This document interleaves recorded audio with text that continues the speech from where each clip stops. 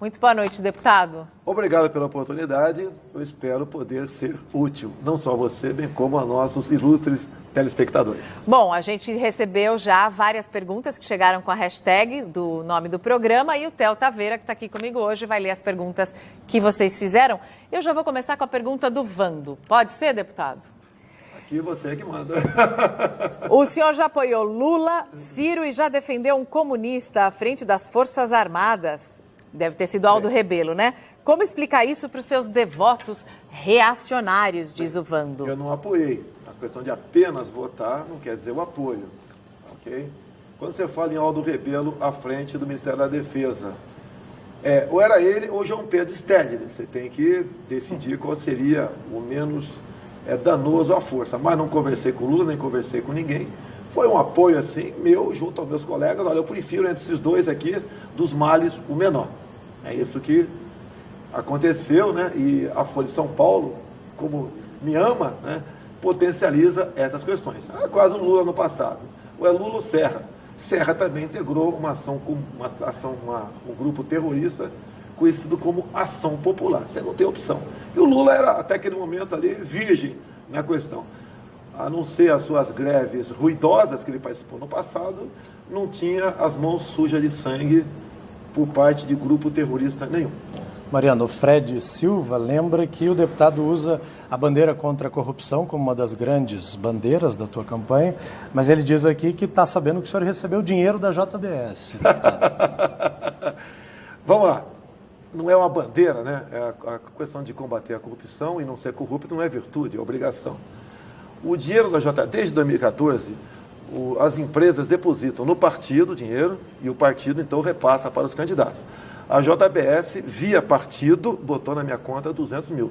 2 dias depois, fiz com que o dinheiro saísse de lá. E exigi do partido o mesmo montante do fundo partidário.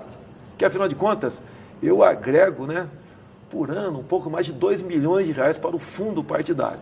E pedi, então, o equivalente a 3% do que eu agreguei ao longo de 4 anos. Então, não recebi dinheiro da JBS. Tá, okay? Ele quer saber como o senhor 1.428 candidatos receberam em 2014. Eu fui um deles, o único que não aceitou esse dinheiro. O senhor é a favor dos 2 bilhões que estão indo para o fundo partidário?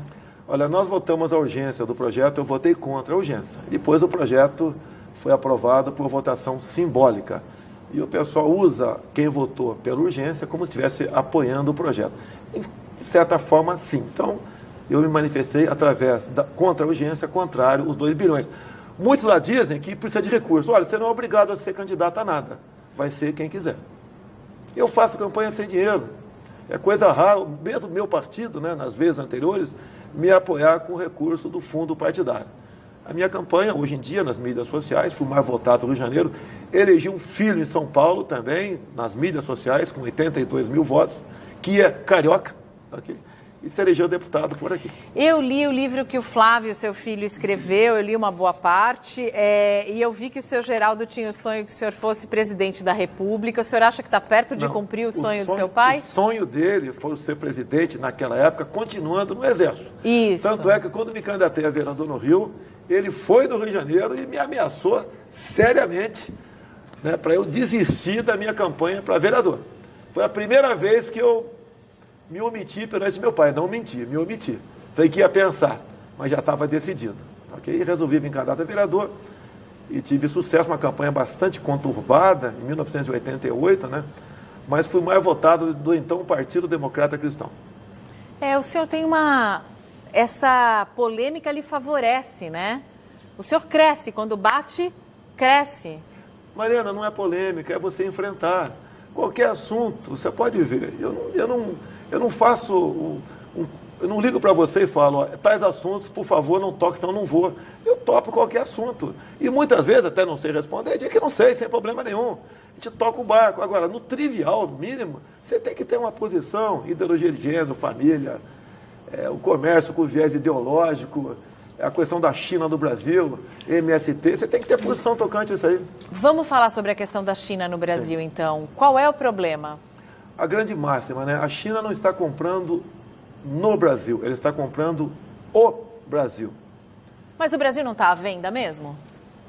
Olha só, você não está privatizando as estatais brasileiras, você está estatizando para os chineses.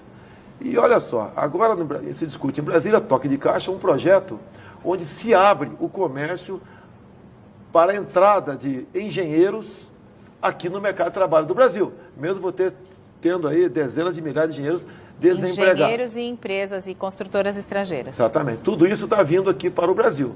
Ou seja, o nosso trabalho no futuro brasileiro, até você formado, vai ser exercer funções modestas na empresa. Como, por exemplo, lá, fazer uma faxina, botar o lixo na rua. O senhor acha que o brasileiro vai ficar relegado ao segundo plano em relação aos estrangeiros que poderão vir trabalhar aqui? Com toda certeza, com toda certeza. A China está comprando nosso subsolo. Mas o subsolo nem está à venda? Está sim, por concessão. Niquelândia já é da China. Catalão, que tem o Nióbio, também está praticamente acertado com a China. A China explora o rejeito que é a magnetita de uma mineradora em Cajati, aqui no Vale do Ribeira. A China, eu não tenho como comprovar essa agora, mas pelo que eu levantei, em parte decide aí a ampliação de reservas indígenas em Miracatu, aqui do lado, que dizem que a área mais pobre de São Paulo é o Vale do Ribeira. Não é não. É uma das áreas mais ricas no subsolo. Por isso, essa demarcação de terras indígenas, por isso a ampliação de áreas de proteção ambiental, por isso a indústria da questão dos quilombolas no Vale do Ribeira também, é isso que está acontecendo. O senhor acha que a questão indígena e de quilombolas está de alguma maneira relacionada à exploração de minérios? Tem a ver porque você, ao demarcar essas áreas, dificilmente você consegue explorar. Você pode ver, no que depender de mim, o quilombola vai poder explorar seu subsolo. Se você tem uma fazenda vizinha ao quilombola, você pode explorar ouro por maquinário. O quilombola não. Isso acontece muito no estado da Paraíba. E com toda certeza no Vale do Ribeira também, que é uma região riquíssima com seu subsolo. Ou seja, não sei se usa... é riquíssima, mas tem uma cidade lá que chama Eldorado. É a cidade, por coincidência, onde eu fui criado, né? Antigamente era Xiririca, o nome indígena que dizia correntes rápidas. 7 barras também, que eu já morei por um ano lá, por causa de 7 barras de ouro. E assim é o Vale do Ribeira. Tem, se você olhar um mapa metalogenético que trata desse assunto, bem como os atlas que tratam dessa questão do Vale do Ribeira, você vai ver que é uma área riquíssima. O senhor já conversou com o Ike Batista sobre isso? Não, nunca conversei com ele, não tive oportunidade. Não. Agora não interessa, obviamente, conversar com ele, né? Demonstrou que é um empresário bastante incompetente e que não é honesto nos seus negócios, pelo que parece até o momento. Theo. Deputado, recentemente, o senhor usa também como grande bandeira a questão LGBT e isso repercute muito nas redes sociais, as pessoas fizeram muitas perguntas, eu juntei algumas. Recentemente a gente teve essa questão muito polêmica de um juiz que autorizou que fosse permitida o tratamento para pessoas que se dizem gays. Eu queria saber se o senhor acredita que homossexualidade tem cura. Primeiramente, eu apareci na causa LGBT em 2010, quando o parlamento estava lançando dentro daquela casa aquele conjunto de material chamado Kit Gay, que era para criancinhas de 6 anos de idade assistirem filmes de 2 meninas se beijando, de garotos se acariciando, como forma de combater a homofobia. Para essa idade, não. Questão da cura gay. Outro assunto completamente diferente. Vamos supor que você seja psicólogo e eu te procure e dizer o seguinte: olha, eu me descobri que sou gay, o que você pode me ajudar para eu assumir, para eu ser gay, para eu sair do armário? Você pode me atender. Agora, se eu falar o contrário, olha, eu sou gay e quero deixar de ser gay, e te procurar, você é o psicólogo, isso pelo Conselho de Psicologia, você vai acabar tendo o seu registro cassado. O psicólogo é uma pessoa que tem o direito de atender quem bem entender e procurar solução para o teu problema. Não pode se miscuir nessa coisa. Então, a questão cura gay é uma mentira, é uma maneira do Conselho Federal de Psicologia simplesmente interferir no trabalho do psicólogo. A partir de que idade uma criança pode receber uma referência de que é normal ter uma família com 2 mães ou com 2 pais? Não seria na escola. Quem trata de sexo na escola, quem trata de sexo no Brasil é o papai e a mamãe. Mas não é Mas sexo, é natural. É a formação familiar. Não, isso aí, mas na escola não é o caso de aprender isso. A nossa molecada aqui não sabe a tabuada na 9ª série do ensino fundamental, não sabe fazer uma regra de 3, não sabe interpretar um texto. A gente vai botar isso na escola, isso acontece naturalmente em nossa vida. Eu lembro meu tempo de 12, 13, 14 anos, o nome não era gay, era outro nome, né? se eu falar agora para me dar um processo aqui, mas era um outro nome naquele momento, e se convivia naturalmente, sem problema nenhum. Deputado, o senhor disse que pessoas gays têm que apanhar em casa dos pais? Isso foi quanto tempo? Né? O que eu falei de comportamento. Disse... Olha só, naquela briga contra o tal do kit gay, teve muita bala perdida da minha parte. E eu cheguei a falar isso, sim, né, em dado programa de televisão, extrapolei, tudo bem, aconteceu, está aí. Não tem como voltar atrás nessa questão. Mas se pudesse voltar, voltaria. Você pode ver. Quando uma criança... Mas voltaria por quê? Eu não falaria isso. Tá? Mas porque não acredita olha só, ou com medo da repercussão? Olha só. Pô, se a pessoa não nasce menino nem nasce menina, como é que o pessoal diz que nasce gay? Há uma contradição por parte do movimento LGBT. A maioria dos gays são simpáticos a mim e, digo mais, votam em mim. O que eu falei nesse momento, que teve essa bala perdida aí, foi o seguinte: se uma criança está com comportamento agressivo, chuta a canela do pai, cospe na cara da mãe, chega a um ponto que você é obrigado a tomar uma medida que vai além da normalidade. Quem sabe dá uns tapas na bunda do moleque. E daí eu falei, nesse momento, caso o comportamento do menino seja ao contrário, excessivamente delegado, talvez o mesmo remédio cure o garoto, ou lhe dê um novo comportamento. Mas isso daí eu acho que é um assunto ultrapassado já me desculpei com quem de direito ali, e tudo bem. E toca o barco aí. Toca o barco aí, até porque o senhor disse uma vez que sempre teve uma boa relação, por exemplo, com o deputado Clodovil, né? O falecido Clodovil. Boa não, excelente. Inclusive, eu fiquei sabendo do caso dele, né? Teve um câncer de próstata, e quando ele tomou posse em Brasília, eu fui no gabinete, a ideia era de um colega que ocupava a cadeira do Conselho Federal de Urologia, doutor José Carlos, e procurei o Clodovil para ele ser o autor de um projeto que eu ia apresentar no tocante. Nós criamos uma semana anual da saúde masculina, porque o homem é relaxado. Mariana, você sabia que por ano, no Brasil, temos 1000 amputações de pênis por falta de água e sabão? Então eu procurei o Clodovil. No momento ele desconfiou de mim, é lógico, né? Cheguei em Brasília, tem que desconfiar dos parlamentares, a nossa fama não é boa, né? Mas em função disso, desse contato, ele não aceitou ser o autor do projeto, depois eu apresentei o projeto, está no Senado, e fiz uma boa relação com ele. Inclusive tem uma parte meu, se quem quiser procurar na internet, que eu fiz o pronunciamento dele, que ele ficou maravilhado, gostou.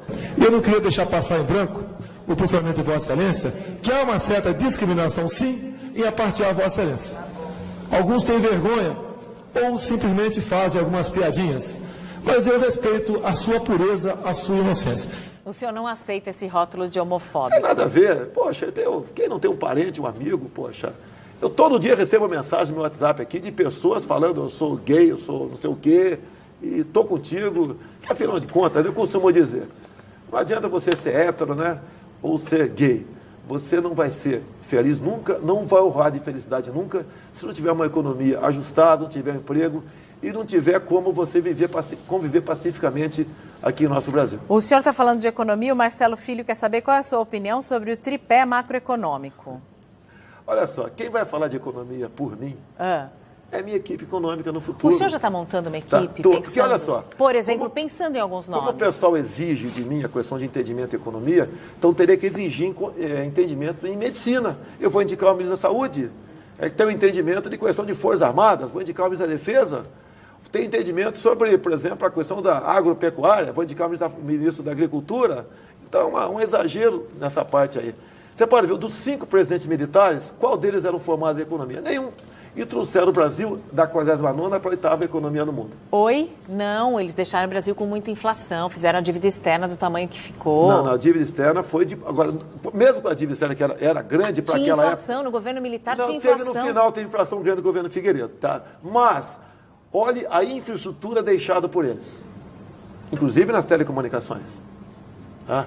Rodovias, portos, aeroportos, a integração da Amazônia, mesmo com os problemas da Transamazônica, o que ficou de legado para nós, porque a nossa Amazônia estava condenada a ser perdida. Se nós não investíssemos na Zona Franca de Manaus, que foi com o Castelo Branco, tá, os territórios criados, então teve muita coisa boa. Não podemos apenas pensar as coisas ruins, que todo governo, até em casa, Mariana, nós temos nossos problemas. Quem dirá governando um país. E olha, essa conversa toda agora me deu muita sede, então é hora de tomar minha aquíssima, muito levinha e refrescante. Experimente você também. O Samuel Ramos pergunta o seguinte: em alguns países desenvolvidos, a droga vem sendo liberada, Estados Unidos, por exemplo.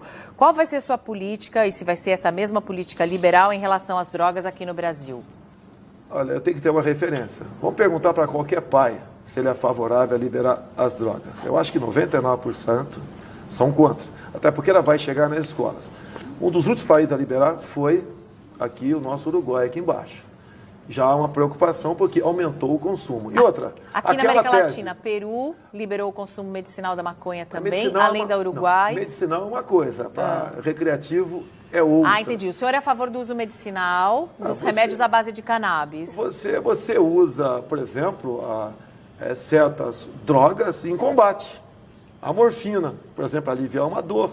Tá? Agora, a preocupação do pessoal é que mesmo após a liberação do uso medicinal, simplesmente ela sair de controle. O uso recreativo, o senhor é contrário? Eu sou contrário. Eu não sou favorável a você punir o usuário. Eu tenho que punir com muito rigor o traficante. Olha, tem uma pergunta aqui do menino da Vila. Eu vou fazer depois do intervalo, porque é uma pergunta, é uma piadinha. Ele quer saber se o senhor ainda acha que Uberlândia é em São Paulo. Depois do intervalo, menino da Vila.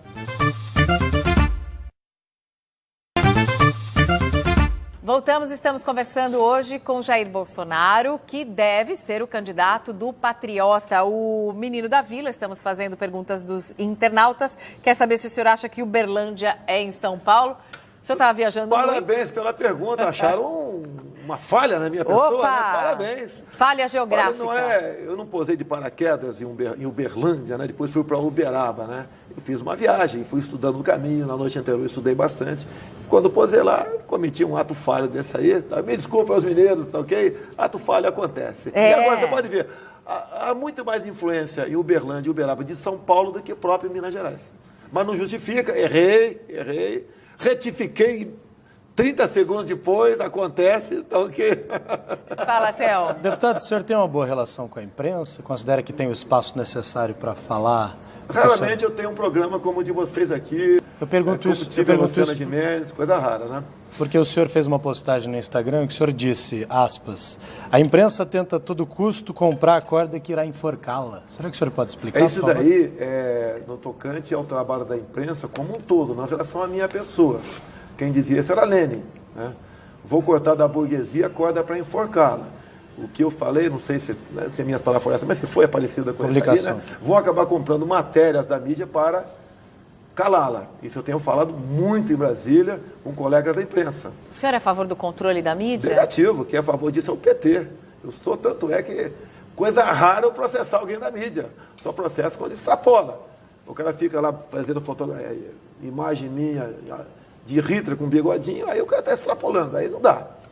Afinal de contas, a questão do nazismo é uma coisa séria. Talvez, vamos pensar numa possibilidade. Talvez, entre alguns neonazistas, existam aqueles que apoiem o senhor ou que gostem das suas propostas. O que o senhor diria para essas pessoas? Olha, não vou encontrar eco em mim nas propostas dele de jeito nenhum. Estive em Israel ano passado, conheci o Museu do Holocausto, conheci o sofrimento daquele povo. Você se emociona quando vê aquele museu lá, o que aconteceu de verdade. Inclusive, né, o Hitler desarmou os judeus antes de partir para uma ditadura. E o governo do PT desarmou aqui o povo brasileiro também. A exemplo, como a Venezuela desarmou seu povo em 2014. Olha o que está acontecendo lá. Eu sou favorável a pró-armas. Não quero jamais falar em ditadura, muito menos em nazismo. O senhor esteve em Israel, o senhor foi batizado no Rio Jordão? Sim. E o senhor tem qual religião? Eu sou cristão, continuo sendo católico, a minha esposa é evangélica.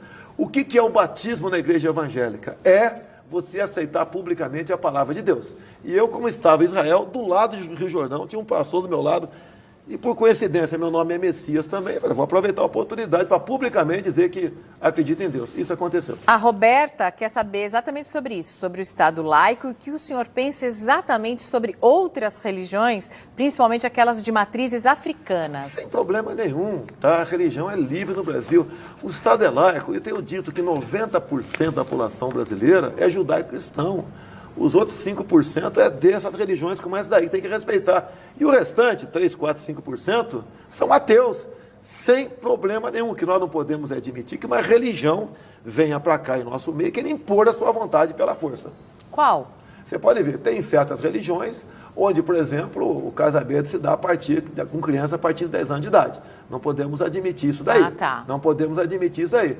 Uns querem botar certas religiões aqui, porque no seu país não admite o cristianismo. Então, isso você tem que botar um pé atrás. Não podemos ter problema religioso em nosso Brasil. Terreiros estão sendo vítimas de depredação mesmo, de intolerância religiosa. Não, é pura intolerância religiosa. Muitas vezes quem pratica isso não tem nada a ver com religião. Não tem nada a ver. Agora, não podemos, como por exemplo... muitas vezes tem exatamente a ver mas com você pode religião. ver, tem o xiita em tudo quanto é lugar. Pode ser católico, pode ser evangélico, um elemento que está lá, ele é evangélico, ele é católico, ele tem uma religião qualquer e quer se impor pela força. Agora, não podemos criminalizar todo o segmento evangélico, o católico, por causa disso. Theo. E pau nesse cara que está fazendo essa besteira aí. Okay? Deputado, o senhor teve uma emenda aprovada em 2015, a gente falou sobre isso agora há pouco, para impressão de recibos nas urnas. Agora o senhor está enfrentando alguma dificuldade no TSE. O senhor não confia nas urnas eletrônicas? Teme que possa haver qualquer tipo de manipulação, inclusive que prejudique o senhor nas eleições? Vamos partir para a razoabilidade. Eu não tenho como comprovar que houve fraude. E com todo o respeito que tenho a você, não tem como comprovar que não houve também. Que seja você o maior especialista em informática do mundo. Só a Venezuela adota isso daí, mas ninguém adota, nem os Estados Unidos. Tá? A Argentina mesmo, tá? Na penúltima eleição, uma pouquíssima parcela foi o voto eletrônico ainda. O Paraguai também vetou isso aí. Por que o Brasil vai assumir isso daí? Eu tenho convicção que o sistema fará seu sucessor o ano que vem, caso nós não tenhamos como auditar os votos no Brasil. Há 3 semanas o senhor TSE... não confia nas urnas eletrônicas? Há 3 semanas o TSE tentou aí revogar esse dispositivo previsto em lei. Não conseguiu. Está nas mãos agora do Gilmar Mendes. Talvez tente uma ação no Supremo Tribunal Federal. Como eu consegui aprovar isso em 2015? Olha só. Porque ninguém queria aprovar. Pô, se eu estou aqui, não houve fraude. Se você está aí, não houve fraude. Eu falei, olha, o que pode acontecer em 2018? Além dessa suspeição que eu tenho, e muita gente tem, pode, através da fraude, inserir na maioria das sessões do Brasil, por exemplo, 50 votos, em média, por sessão para a legenda do PT. Isso que eu falei lá. Como tese, hipótese. Em função disso, eu consegui aprovar o voto impresso e depois, como a Dilma vetou, derrubarmos o veto do voto impresso também. O Protógenes Queiroz, fiz uma entrevista com ele, o ex-delegado da Polícia Federal, ele também não confia muito nas urnas eletrônicas. Ele tem a sua tese, né? Tem vários parlamentares que têm suas teses também, realmente não é confiável. Se o mundo não adota isso daí, por que nós vamos adotar? Agora, você pode ver, para o sistema, que são os partidos, instituições aparelhadas, interessa a quem? Uma pessoa com o meu perfil ou com o perfil deles? O senhor sabe que o senhor não é o candidato do sistema. Como é que o senhor pretende governar ou sobreviver a um mandato, caso seja eleito, se, por exemplo, for eleito e não tiver uma maioria no Congresso? Como fazer para governar sem ter o Congresso ou sem jogar o jogo conforme as regras que existem hoje? Olá, Marina. A ineficiência do Estado e a corrupção vem das indicações políticas. O que você está perguntando, e com todo o respeito que eu tenho a você, você está dizendo o seguinte: se não tivermos uma forma de compor, se não azeitar a máquina, não vai rodar. A corrupção, a roubalheira e o palavrão, sacanagem, você está fora do jogo político. Vamos pagar para ver. Daí dizem, pode votar um processo de impeachment contra você. Eu te respondo que até me caçem, mas não vai ser por omissão nem por corrupção. Nós temos que fazer um Brasil diferente. Nós temos que entender que quem é o nosso patrão é o povo e não nós, o patrão do povo. E eu estou falando isso porque recentemente teve a votação no plenário da Câmara sobre a denúncia contra o presidente Temer e a gente ficou sabendo de todos os bastidores dessa votação. Não é que os deputados votam de acordo com os seus princípios, com a sua opinião, com a ética. Ele vota em troca de emenda, em troca de... Sim. Aí não dá, né? Até como falo em parlamentarismo, né? Como é que seria o primeiro-ministro indicado pelo parlamento que ia ser comprado, como, no meu entendimento, foi comprado nos 2 casos Temer. Ok? Agora temos que tentar... O senhor votou pelo prosseguimento da denúncia? Sim, eu sempre votei porque eu entendo que tem provas contra ele, né? Até os atos, uma mala de 500 mil, E como funciona? A mala de 500 mil que estava com o Rodrigo Rocha Loures, o senhor acha que incrimina o Temer só pela amizade? Não é só pela amizade, né? É o contato deles, o relacionamento. Então tem indícios fortíssimos que aquela mala tem, no mínimo, aí 9 dedos do Temer nela. Deputado, 9? Como 9? Deixa um para uma suspeição, né? Achei que estivesse falando do Lula, né? Não entendi. Deputado, Eu quero o Lula não preso, eu quero o Lula julgado.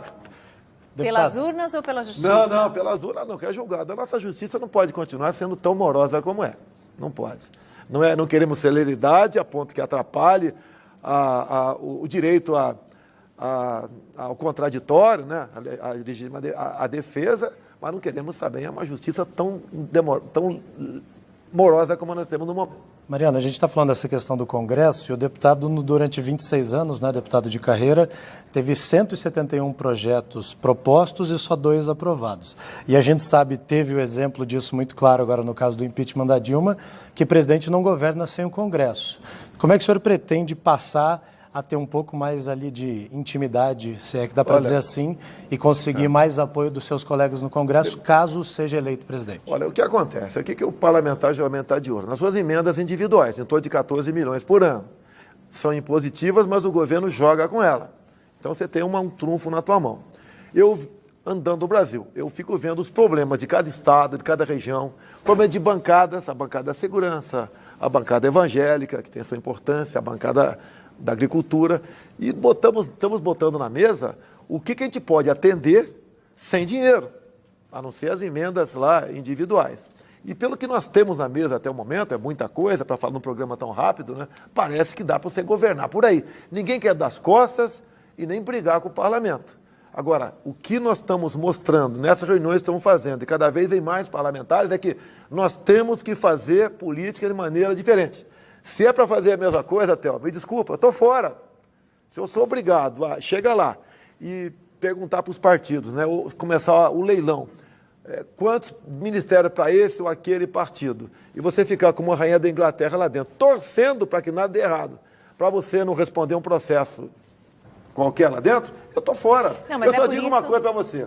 Em 1º de janeiro de 2019, ou estarei na mesa presidencial, ou estarei na praia, na Barra da Tijuca. Mas é por isso que um futuro presidente tem que ter o apoio do povo. Se ele tiver o apoio do povo, uma votação massiva, se ele tiver muito apoio popular, aí ele pode pedir para esse apoio popular e aí o Congresso faz a vontade do povo, geralmente faz. Você tem que diminuir o número de ministérios até para delegar responsabilidade. Quantos ministérios seriam ideais? Metade, mais ou menos. Menos 15 estaria mais do que o suficiente para você até conhecer. Mariana, até faria um desafio para você, né? 30 segundos para você me dizer o nome de meia dúzia de ministros. Com todo respeito, você teria, talvez, tiver dificuldade. Mas se eu tenho essa dificuldade lá dentro, imagine você. A Jaqueline Toledo quer saber o seguinte, se o senhor já elaborou um plano de governo, onde é que podemos consultá-lo? Bem, programa de governo é obrigatório sua apresentação por ocasião da sua homologação de candidatura. Então, isso é para agosto do ano que vem. Quem apresentar um agora, primeiro que pode estar sujeito aqui a uma interpretação de uma campanha antecipada. E outra, o programa de governo, Jaqueline, né? Jaqueline. Prezada Jaqueline, quem faz esse programa de governo é dinheiro, são pessoas que cobram caríssimo fazer isso aí. É um negócio muito bem elaborado, como se fosse um marqueteiro, para você ler respeitosamente e gostar daquilo. E não gostar do meu, que vai ser feito por pessoas, né? Onde eu não vou estar pagando a ninguém, mas um programa realista do Brasil. Deputado, muitas perguntas a respeito da situação da criminalidade no nosso país, que está muito crítica, e o Eleandro Oliveira... Muitas perguntas chegando mesmo, né? Muitas a respeito disso. E o Eleandro Oliveira lembra que o senhor tem uma publicação no Instagram em que o senhor cita uma pessoa que está defendendo direitos humanos, enfim. Como é que o senhor pretende combater a criminalidade sem ofender direitos fundamentais da pessoa humana? Bem, hoje em dia, a política de direitos humanos é voltada para defender bandidos e não cidadão de bem. Isso está na boca do povo. Não sou eu que estou dizendo isso aí. Mas a senhora acredita que o policial tem que atirar antes de negociar? Não. Olha só, eu copio muito a legislação americana. O que o policial tem que ter, não só o civil como o militar, é o excludente de ilicitude. Em operação, havendo uma reação, ele tem o direito de atirar. E se matar com 2, 3 ou 20 tiros, ele responde, mas não tem punição. Enquanto nós não dermos essa carta branca para o policial atirar para matar, para bater alguém que está atirando nele ou atirando em alguém da sociedade, nós não teremos como reduzir a violência no Brasil. Deputado, Uau, mas para matar? Mas como é que você vai atirar com 7,62 na canela, na perna? Olha, você não está vendo um filme do Batman aí, ou do Gibi, quando era garoto, via que o Zorro só atirava na mão do bandido. Porque o bandido está com fuzil, o bandido está com armamento melhor e superior aos integrantes de segurança pública. E depois que você começar a matar esses caras, você vai atirar, você vai matar. Até tiro de raspão, de fuzil, você pode matar uma pessoa, eles vão começar a respeitar o policial. Vão parar, vão botar a mão na cabeça, a mão na parede, e vai pensar 2 vezes antes de seguir. Vai ser um respeito pela força. Mas tem que ser, Mariana. Estou perguntando só estou perguntando, quero ouvir mais. O ser humano só respeita o que teme. O que faz você, em relação de igualdade comigo? É um coach na tua cintura. Por exemplo, fala lei de feminicídio. Você acha que a maioria das mulheres prefere ter um papelzinho, lei do feminicídio, ou uma pistola em casa, para reagir a uma possível invasão de alguém que vai agredi-la? Mais de 90% das mulheres dizem que preferem uma pistola dentro de casa. Então vamos atender à vontade popular. A arma de fogo, uma coisa importante também, muito mais do que defender a tua vida, defende a sociedade de um pretenso ditador, ou seja, defende a liberdade de um povo. A Vivian, que é jornalista, quer saber a tua opinião sobre a política de armamento, deputado, e quer saber o que o senhor acha dessa história do menino que matou os colegas em Goiás por ter tido acesso facilitado a uma arma, e lembrou que isso acontece nos Estados Unidos tradicionalmente também. O senhor não acredita que acesso facilitado à arma causa fatalidades? Nos Estados Unidos isso acontece em área onde livre de arma de fogo, você não pode ter arma de fogo lá. Tanto é que esses ditos malucos não entram num quartel dos Marines e abre fogo. Ele vai para um local, numa faculdade, numa escola, num evento público onde é proibido arma de fogo. Esse moleque podia ter pego a chave do carro do pai e atropelado dezenas de pessoas. Dentro da escola? Não, mas faria fora da escola, com o pessoal saindo da sala de aula. Agora, é um fato isolado isso aí, que está sendo investigado. Eu seria leviano emitir um juízo de valor nesse exato momento aqui. Nos Estados Unidos, tinha um maluco com 47 armas, com fuzis, com metralhadoras.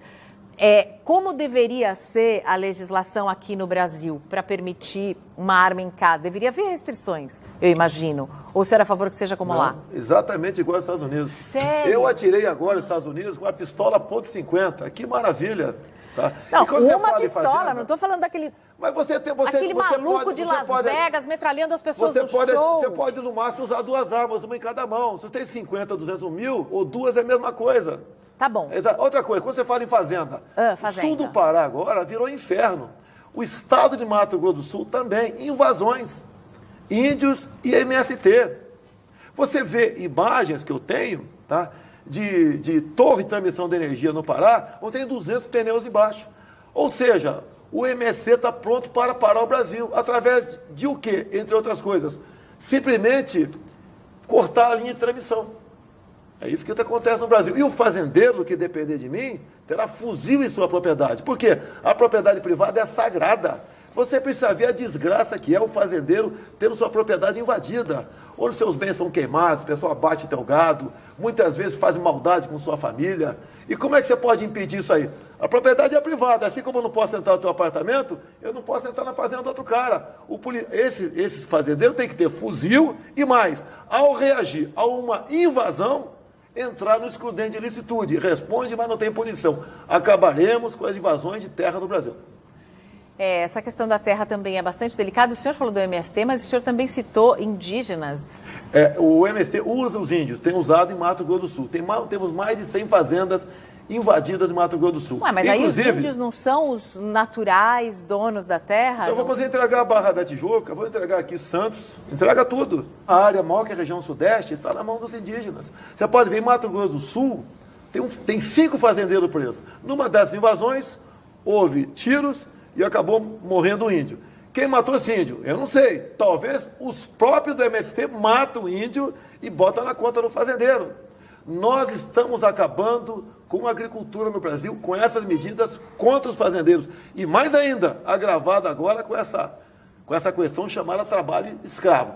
Qualquer coisa na fazenda é trabalho escravo. Pena expropriação do imóvel. Peraí. O senhor é contra ou a favor da portaria editada pelo presidente Michel Temer, que altera as regras para definir o que é ou não o trabalho escravo? Bem, a emenda Constitucional 81 diz lá que o trabalho escravo praticado em área rural ou urbana, é você do teu apartamento aí, a pena é expropriação do imóvel. E muito juiz entende que o trabalho análogo à escravidão é equiparado ao escravo e a pena é a mesma. No teu apartamento, a falta de ventilador de teto, naquela pessoa que te ajuda em casa, ventilação inadequada, a sua pena é expropriação do imóvel com máquina de lavar roupa, geladeira, bicicleta, ferro. É isso que acontece. É trabalho análogo à escravidão. Tem local Mas isso não quer dizer que no trabalho do campo as pessoas poderiam, os grandes fazendeiros ricos, milionários, que compram equipamentos de milhões, eles não poderiam pôr um alojamento limpo e digno para as pessoas trabalharem? Olha só, tem frente de trabalho que daí dignas. 50 quilômetros mata dentro. Você não tem como todo dia vir e voltar de carro, dá 4 horas de viagem. Então dorme lá. Em consequência, a fiscalização do Ministério Público do Trabalho, ao chegar lá, multa e autua com o trabalho análogo à escravidão. É isso que vem acontecendo. Qualquer coisa no campo, multa altíssima. E estão multando por drone agora também. Por drone? Por drone também. Você sabe que é o primeiro? Quando você entra com recurso contra uma multa, quem é que vai analisar essa multa? É o cara que te multou. Existe, inclusive, punição, acredite, Mariana, por ato tendente. Você tem que mudar isso daí. Você pega uma foice, bota nas tuas costas e passa perto de uma área de proteção ambiental para você trabalhar lá na frente. Você é multada por ato tendente. Como tem pescadores na Baía de Angra, que eu conheço muito, humildes, que tem um barquinho ali de 15, 20 pés, com motorzinho de popa, que ao passar por uma área de proteção ambiental, tá, ele é multado por atendente por ter uma rede. Só porque ele passou. Por ter uma rede. Ele vai pescar em outro lugar. Multas que chegam a 150 a 200 mil reais. É um crime o que fazem com o trabalhador, com o produtor rural, com o pescador artesanal, com todo o Brasil. E essa maldade vai chegar na área urbana, porque a emenda Constitucional 81 diz que na área urbana se aplica a mesma coisa do trabalho análogo ou escravidão. Voltando à entrevista com Jair Bolsonaro, no nosso especial Presidenciáveis aqui no Mariana Godoy Entrevista, a pergunta é do Miguel Martins: para onde o senhor encaminhou as emendas a que tem direito na Câmara nos últimos 4 anos? Olha, eu te dou nos últimos 10 anos, né? Mudou um pouquinho, porque era uma emenda, o montante era para qualquer lugar, e agora foi repartido. Metade SUS, 7 milhões SUS, e 7 milhões onde, a princípio, você bota onde você bem entender. No corrente ano, você acha na minha página na internet. Eu sempre divulguei isso daí. Dos 7 milhões do SUS, tá? Mais ou menos o seguinte, pode ser que erre um pequeno número. Mas, por exemplo, 1 milhão para o Hospital do Câncer de Barretos, até inspirado no Sérgio Reis, e no meu filho, que é deputado por São Paulo. E alguém pode falar, pô, o cara é do Rio, mandando emenda para São Paulo. É para o Hospital do Câncer de Barretos, atende o Brasil todo. É verdade. Tá? 2 milhões e meio para a Marinha e para a Aeronáutica, no SUS também, para atender operações ribeirinhas da região amazônica. Não tem voto nenhum lá, tá? Para o Hospital do Câncer, o INCA no Rio também, a BBR Rio de Janeiro, a Rede Stara também, o SUS. No outro tocante ali, os 7 milhões, mais de 90%. Forças Armadas. Mariano, o Heitor Murilo pergunta: se não pudesse se candidatar, deputado, quem apoiaria? E eu vou colocar um agravante: não vale branco nem nulo. Tá. Olha, o quadro que está aí, eu não apoio ninguém, desde que se apresenta por aí. Tá certo? Joaquim Barbosa. Eu tenho o meu filho que pode, mais velho, que pode vir candidato no meu lugar. Meu julgamento no Supremo Tribunal Federal é político. Ignorar o artigo 53 da Constituição. Valeu para Aécio Neves. Para mim não valeu. Então a gente pode esperar um filho de Jair Bolsonaro como candidato nessa eleição? Pode ser que aconteça, sim. Se porventura eu for condenado no Supremo por estar defendendo as mulheres, e ao reagir a uma acusação de estuprador por parte de uma deputada, e ela que deveria se transformar em ré, e não eu, no julgamento político do Supremo Tribunal Federal. E eles estão correndo com essa ação. Tá? Talvez isso venha a acontecer. Sim, julgamento político. Afinal de contas, o artigo 53 diz que eu sou inviolável por quaisquer palavras, opiniões e votos. E não agora o que alguns do Supremo acham que deve acontecer. Eu acredito no Supremo até os 45 do segundo tempo. Pela primeira vez, apesar de várias jurisprudências ao contrário, podemos ter um parlamentar julgado ignorantes o artigo 53 da nossa Constituição. Agora, o Rivaldo Moraes pergunta por que o senhor foi investigado pelo Exército. Encontraram um croquis com planos de explodir uma bomba no banheiro da Academia Militar de Agulhas Negras. Ninguém encontrou nada. Uma repórter da revista Veja, Cássia Maria Rodrigues, que eu falei com ela talvez uma meia dúzia de vezes, naquela época, 1987, resolveu escrever uma matéria absurda. Uma repórter. Graças a Deus eu fui julgado pelo Superior Tribunal Militar e o processo foi arquivado. E naquela época, Mariana, nós tínhamos acabado de deixar a presidência da República, Figueiredo, e havia uma polarização entre eu e o Lamarca. E a esquerda, com grande influência na imprensa ainda, queria, como sempre fez, né, transformar o Lamarca em herói e eu como terrorista. Perderam. Como a Veja da última semana agora, da penúltima semana, diz que esse processo ainda está em discussão no Supremo, de 1987. Não tem cabimento isso daí, ok? O senhor teria como vice o senador Magno Malta, do Espírito Santo? É um excelente nome, né? Ele até diz, né, que eu seria vice dele. O Magno Malta é uma pessoa que eu tenho no mais profundo respeito e admiração, e no meu entender, se a gente puder compor para essa possível candidatura ano que vem, seria excepcional. O Magno, é para o primeiro turno, hein? Valeu. É para o primeiro turno, é muito engraçado o Jair Bolsonaro jogando para a galera aqui.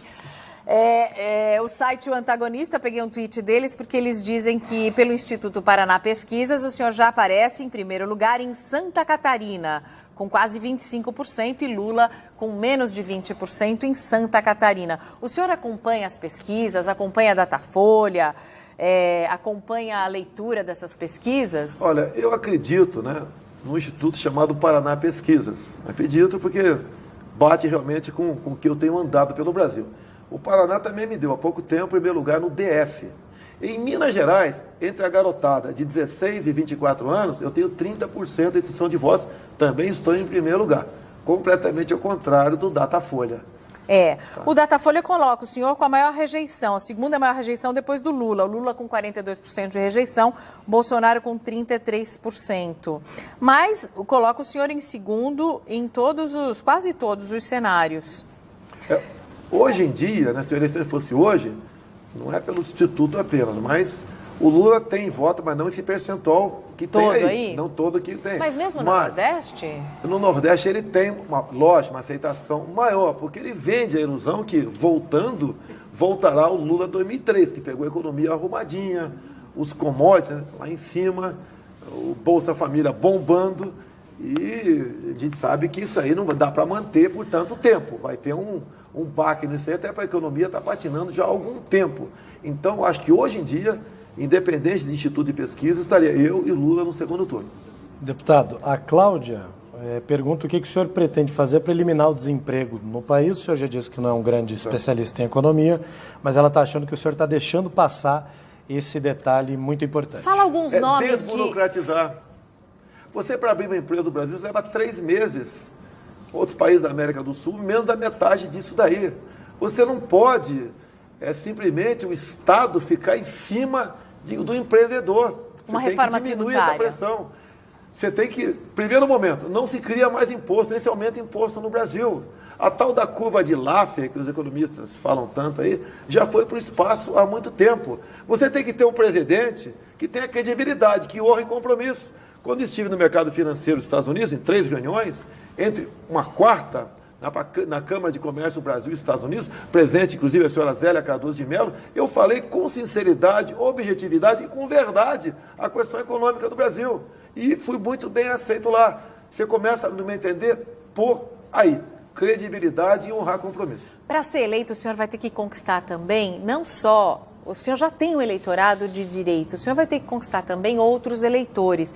O senhor vai suavizar um pouco mais o discurso ao longo dessa caminhada?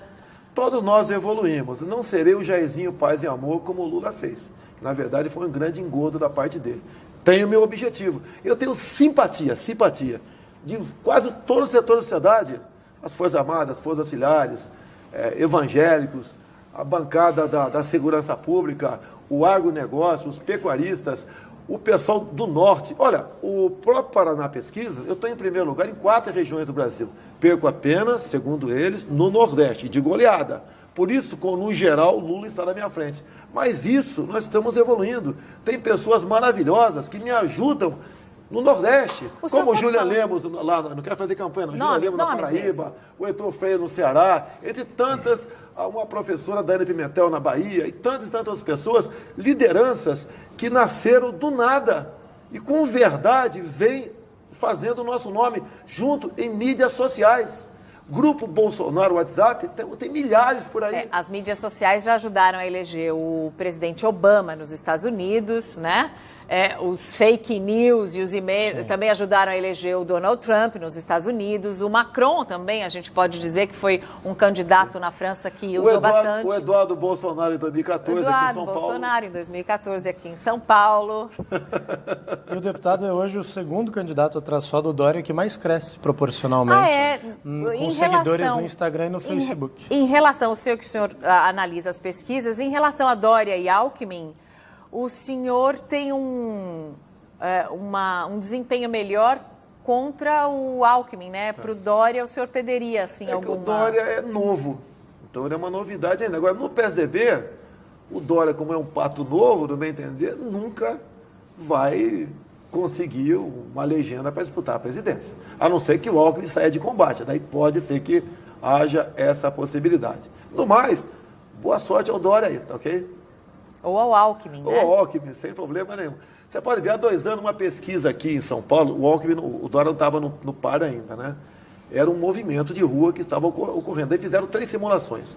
O Serra, depois o Alckmin e depois o Aécio, né? Eu pedi para todos por diferença de aproximadamente 4 pontos apenas. E olha que eu sou um deputado pelo Rio, né? Se bem que aos poucos o pessoal vai descobrindo que eu sou paulista. Agora, qual seria o papel do Alexandre Frota no seu governo? O Frota é uma pessoa que eu conheço a vida dele há algum tempo, né, pública, né? E há alguns anos o Frota deu uma redirecionada, vamos assim dizer. E é uma pessoa que tem me ajudado muito com conversa, bate-papo, o entendimento da classe artística, qual artista deve valorizar ou não. Até uma coisa ao contrário que ele fazia no passado, na questão de conservadorismo. Ele bateu muito na questão lá de ocorrido na exposição lá, patrocinada pelo Santander, lá em Porto Alegre, no museu aqui em São Paulo também. Então ele tem uma vida, hoje em dia, muito semelhante à minha. Ele é bem-vindo, eu quase estou chamando ele de meu irmão. Meu irmão é melhor que ministro, né? Deputado, algumas opiniões do senhor têm repercutido muito internacionalmente, né? Recentemente o senhor recebeu visitas aí do Stephen Fry, Ellen Page também entrevistou o senhor, tudo em inglês. O senhor acredita, e todos eles meio bravos com o senhor, eu assisti as entrevistas. O senhor acredita que as suas opiniões meio radicais, caso o senhor seja eleito, podem nos prejudicar com relação à imagem internacional? 2 pessoas do mundo LGBT que você citou aí. Sim, mas são pessoas influentes que encontram o espelho em outra opinião. A Ellen Page, né, no meio do resumo que ela fez, ela termina o resumo sorrindo, me cumprimentando sorrindo. Mas ela diz depois... É uma menina educada, deputado. Não, sorrindo. E ela diz depois que por 2 horas foi massacrada em meu gabinete. Tá? Se eu te massacro aqui agora, você não vai terminar uma entrevista sorrindo. Você pode até apertar minha mão, mas com a cara meio sisuda. Então essa é do mundo LGBT. Esse ativismo está ficando para trás. No tocante ao comércio com o mundo todo, eu tenho dito, né? Contrário do que o PT fez com Lula e Dilma, nós temos que fazer um comércio com o mundo todo, abandonando o viés ideológico. O senhor falou de comércio com o mundo todo, mas criticou ainda há pouco a entrada de engenheiros e estrangeiros no país. Olha só, nós estamos abrindo o mercado de trabalho para engenheiros do mundo todo. E nós já temos aqui, segundo as entidades que tratam dessa questão, em torno de 40 mil engenheiros desempregados no Brasil. Nós temos que ter essa reserva por aí. Que olha só, as empresas que estão sendo privatizadas com capital de fora ou estatizadas pela China, quem é que comporá a testa, o núcleo, o quadro de engenheiros dessa empresa? Se isso for aprovado pelo Parlamento brasileiro, serão por eles. E nós aqui, qual a nossa mão de obra? Os engenheiros do Brasil vão trabalhar como nessa empresa? Exercendo um trabalho humilde. Nós temos que ter nossa reserva de mercado nessa área. Afinal de contas, é como disse no começo, a China não está comprando no Brasil, está comprando o Brasil. e temos que tomar cuidado com isso aí. Vamos falar um pouquinho sobre a vida pessoal, porque o senhor tem viajado tanto, né? Como é que fica a relação com a família nisso? Minha esposa tem reclamado, né, que Michele, por a vezes eu fico esposa de do segunda a sexta Bolsonaro. fora de casa, ela entende a situação, está do meu lado, tem uma filha maravilhosa de 7 anos de idade, a Laura, que acabou de fazer 7 anos, e por vezes vocês da mídia ficam muito felizes, me cobram, né? Vem para cá, vem para cá, vem para cá. E quando eu vou, é mais um dia fora de casa. Eu tenho minha atividade em Brasília. Final do ano, a Folha de São Paulo vai me encher de pancada. É o parlamentar mais ausente em Brasília. Verdade, Folha, tá ok? Mas por uma causa, na minha entender, bastante nobre. Para ficar com a Laura e com a Michele. Sim. Tá bom, a gente entende, Ficar com as né, duas. Theo? A gente... E final do ano eu vou ficar com a minha sogra, inclusive, em casa. A sogra é boazinha? Ela fala muito pouco. Ih, pensou muito. A gente costuma fazer uma última pergunta para todos os convidados aqui desse especial Presidenciáveis e a gente vai fazer a mesma pergunta para o Jair Bolsonaro, que é por que o senhor gostaria de ser presidente do Brasil? Olha só, isso é pessoal meu. Depois dos 60 anos de idade, eu acho que já estou no lucro. Tá? Eu estou numa zona de conforto maravilhosa, ser parlamentar. É você estar vivo no paraíso. Né? Moro na Barra da Tijuca. Graças a Deus tem um excepcional salário, a Câmara tem muita coisa que te ajuda, mas eu acho que eu devo deixar uma história para o Brasil. Eu quero ser uma opção em 2018. E hoje em dia é uma opção completamente diferente dos demais que se apresentaram como pré-candidatos até o momento. Uma visão de patriotismo, de Deus no coração e de honestidade, que a história me comprova nisso aí. Sem essa base, você não tem como dar a devida satisfação para aqueles que você vai trabalhar no futuro. E dizer uma coisa, se eu for eleito presidente, deixarei de ser capitão. Seria um soldado do Brasil. Tá com o discurso pronto, né, Theo? O slogan tá feito, é bonito. Brasil acima de tudo, Deus acima de todos. Obrigada, deputado. Muito Valeu, obrigada. deputado. Obrigada a você também que participou. A gente volta na sexta-feira que vem. Até lá.